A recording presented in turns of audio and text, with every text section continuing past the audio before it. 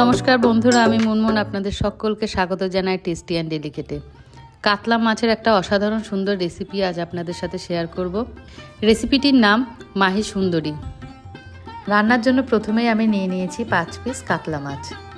এখানে মাছটাকে ভালোভাবে নুন হলুদ মাখিয়ে নেব। আমি এখানে অল্প পরিমাণ হলুদ ব্যবহার করেছি। যারা হলুদ পছন্দ করেন না তারা কিন্তু এটা অ্যাভয়েড করতে পারেন, তাহলে কিন্তু রান্নাটা পুরোটাই সাদা হবে।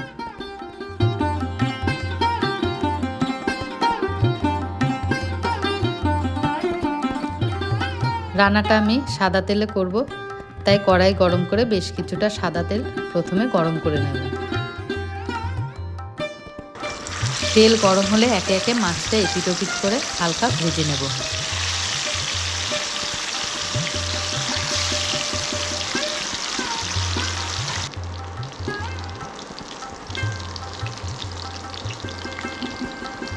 খুব বেশি কড়া ভাজার দরকার নেই, হালকা লাল হলে একে একে মাছগুলো তুলে নেব।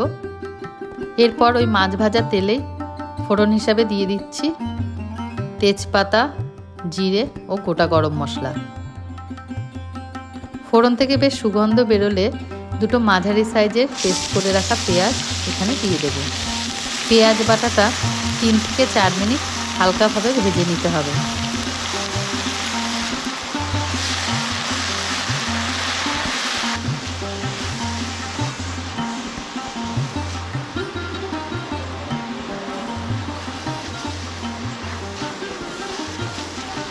পেঁয়াজটা হালকা লাল ভাজা হয়ে এলে এতে দিয়ে দেব 2 থেকে 3 টেবিল চামচ আদা, কাঁচা লঙ্কা ও রসুনের পেস্ট। এখানে আমি 1 ইঞ্চি পরিমাণ আদা, 4 কোয়া রসুন ও 4টে কাঁচা লঙ্কা একসাথে মিক্সিতে পেস্ট করে নিয়েছি। এই মশলাটা দেওয়ার পর পেঁয়াজের সাথে আরও 3 থেকে 4 মিনিট ভালোভাবে কষিয়ে নিতে হবে।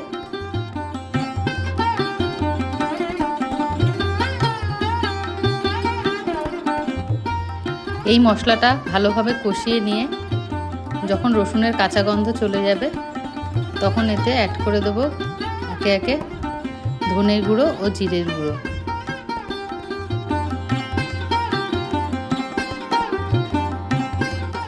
এরপর এখানে 4 মগজ ও কাজু বাদামের একটা পেস্ট আমি ব্যবহার করব। এর জন্য আমি এখানে নিয়েছি 4 থেকে 5টি কাজু বাদাম ও 2 টেবিল চামচ 4 মগজ। এটা জল দিয়ে ভালোভাবে পেস্ট করে এতে দিয়ে দিতে হবে।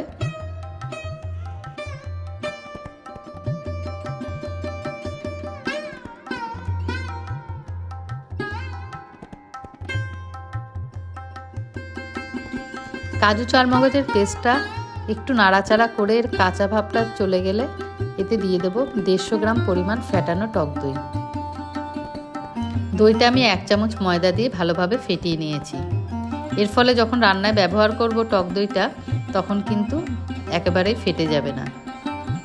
টক দই দিয়ে মশলার সাথে ভালোভাবে আরও 5 থেকে 7 মিনিট ভালোভাবে কষিয়ে নেওয়ার পর এতে পরিমাণ মতো গরম জল দিয়ে দেব। খুব বেশি জল দেওয়ার প্রয়োজন নেই, 1 থেকে 1.5 কাপ গরম জল আমি এখানে ব্যবহার করেছি। এরপর ঝোল ফুটে এলে একে একে ভেজে রাখা মাছগুলো এতে দিয়ে দেব। মাছ দেওয়ার পর ঢাকা দিয়ে 10 মিনিট এপিট ওপিট করে ভালোভাবে ঝোলের সাথে ফুটিয়ে নেব।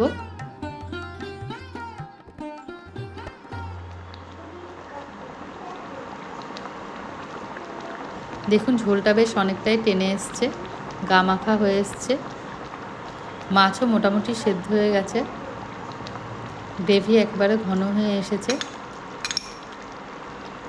রান্নার একেবারে শেষে এতে দিয়ে দেব 1 চামচ গরম মশলা, 1/2 চামচ ঘি ও 2টো চেরা কাঁচা লঙ্কা।